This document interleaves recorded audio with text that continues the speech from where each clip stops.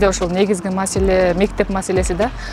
Баягы кичинекей балдар өзгөчө. Кичинекей балдар мектепке барып келүүсү өтө кыйын. Биздин мектепте жок дегенде ошол 4-класстан 1-класстан 5-класска чейин балким же болбосо 4-класска чейин болсо ушул ушундай кырсык болбойт беле деген оюм бар да. Анан жолдон деле мындай жөнөкөй адамдар деле ары бери басканда ошол аэропорттун жолу өтө катуу ылдамдыкта болгондуктан кырсыкка учураган жагдайлар көп катталат. Буга чейин дагы өлүмдөр болгон айылда.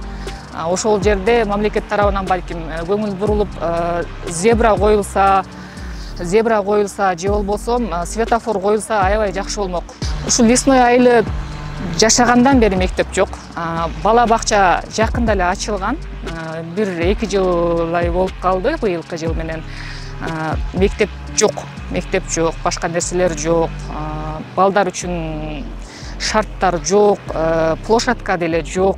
Ошол себептүү алыска барып окуп келгенге аргасыз да. Кайрадан эле дагы автобус менен барып кайра окуп келишет. Кайра кырсык болбойт деп эч ким кепилдик бере албайт да бул жердечи. Ушул маселе чечилсе аябай жакшы болмок.